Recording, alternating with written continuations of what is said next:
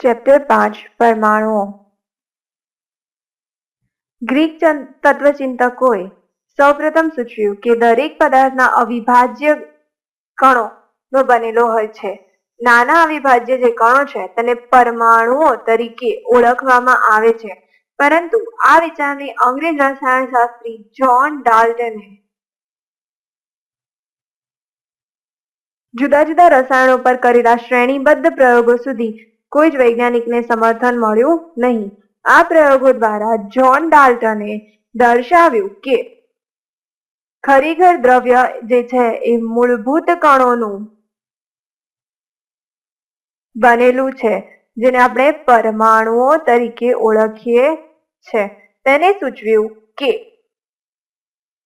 પરમાણુ જે છે એ તત્વનો અવિભાજ્ય કણ એટલે કે નાનામાં નાનો કણ છે, જે રસાયણ પ્રક્રિયામાં ભાગ લે છે અને દરેક તત્વ એ કોઈ એક જ પ્રકારના પરમાણુઓનું બનેલું હોય છે. ત્યારબાદ જીન પેરિન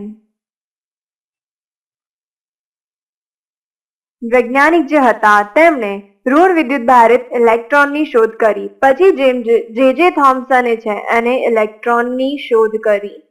ત્યારબાદ જે થોમ્સન નામના વૈજ્ઞાનિકે ઇલેક્ટ્રોન પરનો વિદ્યુતભાર અને તેના દળ એમનો ગુણોત્તર શોધ્યો, એટલે કે E/m એને શોધ્યો. કોણે? જે થોમ્સને. જ્યારે મિલિકાને ઇલેક્ટ્રોન પરનો વિદ્યુતભાર માપ્યો. મિલિકાન નામના વૈજ્ઞાનિકે ઇલેક્ટ્રોન પરનો વિદ્યુતભાર માપ્યો હતો. બીજી બાજુ અહીં બીજા વૈજ્ઞાનિકો હેનરી બેકવેરલ અને મેડમ ક્યુરી એ અમુક ભારે તત્વોની રેડિયો એક્ટિવિટીની શોધ કરી.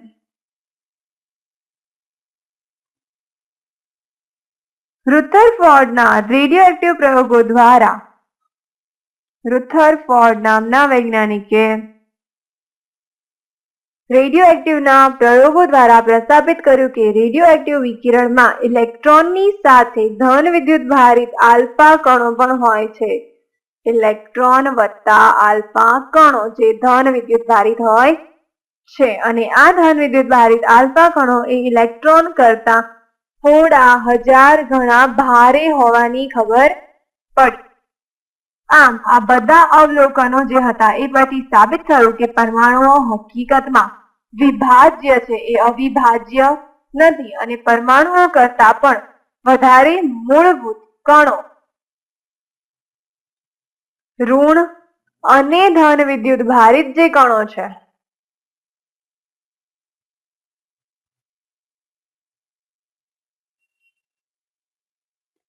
તે પરમાણુનું બંધારણ કરે છે. અને સાથે સાથે એવું પણ પ્રસ્થાપિત થયું કે પરમાણુઓ જે છે એ વિદ્યુતની દ્રષ્ટિએ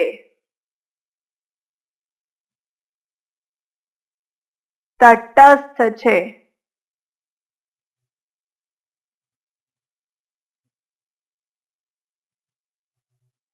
વળી આ જે વૈજ્ઞાનિકો હતા તેઓ જાણતા હતા કે આ જે દ્રવ્ય છે તે કન્ડેન્સ્ડ દ્રવ્ય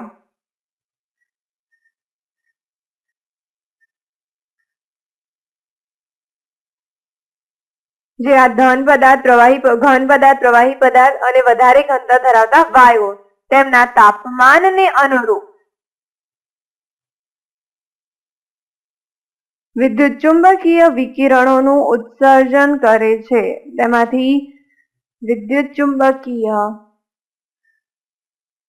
વિકિરણો ઉત્સર્જાય છે. હા, વિકિરણોમાં જુદી જુદી તીવ્રતા અને ઘણી સતત રીતે વહેંચાયેલી તરંગલંબાઈઓ જોવા મળે છે. આની વિરુદ્ધ ખૂબ જ ઓછી ઘનતાએ રહેલા વાયુમાંથી ઉત્સર્જાતા વિકિરણો અમુક અચોક્કસ તરંગ લંબાઈઓના બનેલા હોય છે, જ્યારે વધુ ઘનતાવાળામાંથી ચોક્કસ તરંગ લંબાઈના બનેલા હોય છે.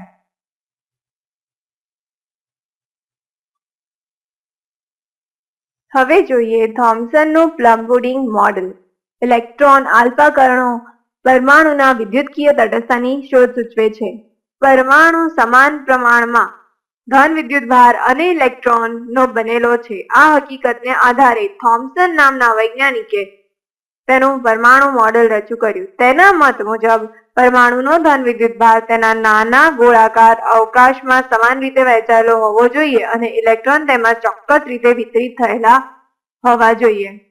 એટલે કે આ રીતે એક નાનો ગોળો છે, એના પર એનો ધન વિદ્યુતભાર આ રીતે વિતરિત થયેલો હોવો જોઈએ અને ઇલેક્ટ્રોન જે છે એ ચોક્કસ રીતે વિતરિત થયેલા હોવા જોઈએ. આ જાણે તરબૂચના ગર્ભમાં ખોસાયેલા બીજ જેવું મોડેલ હોવાથી આ મોડેલને તડબૂચ મોડેલ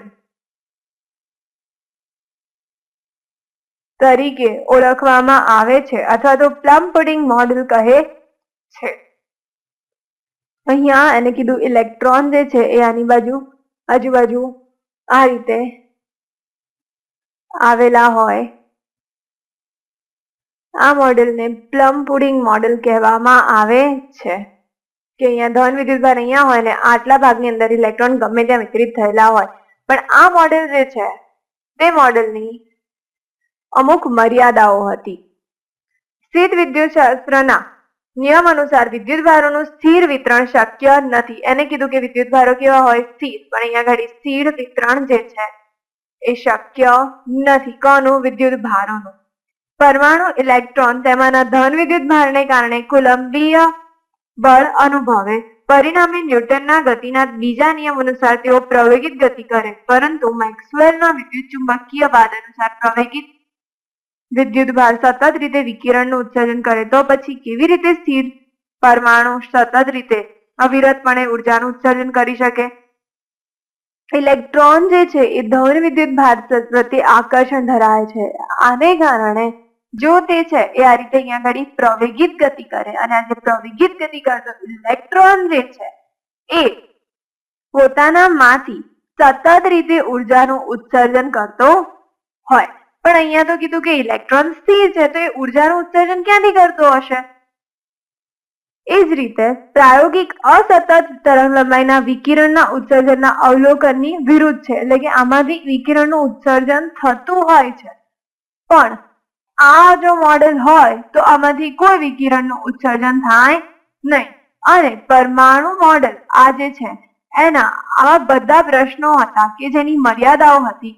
એ વિશે થોમ્સને વિચાર્યું કે પરમાણુમાં ઇલેક્ટ્રોન્સને બહારથી દાખલ કરવામાં ના આવે ત્યાં સુધી તેઓ સ્થિર રહેતા હોવા જોઈએ. એટલે કે જ્યાં સુધી બહારથી કોઈ ઇલેક્ટ્રોન અંદર ન જતો ત્યાં સુધી એ સ્થિર. તેણે પરમાણુમાં ઇલેક્ટ્રોન્સની જુદી જુદી ગોઠવણી પણ વિચારી જોઈ. આમ છતાં તે પરમાણુ દ્વારા ઉત્સર્જિત અસતત તરંગ લંબાઈઓ આમાંથી જે અસતત તરંગ લંબાઈ વાળું વિકિરણની તરંગ લંબાઈ આ રીતે બદલાતી હોય જે વિકિરણ છે એ કેવી રીતે ઉત્સર્જન પામે છે તે જણાવી શક્યો નહીં. પણ ઉત્સર્જતા વિકિરણની તરંગ લંબાઈ પરથી તેને પરમાણુનું કદ જે છે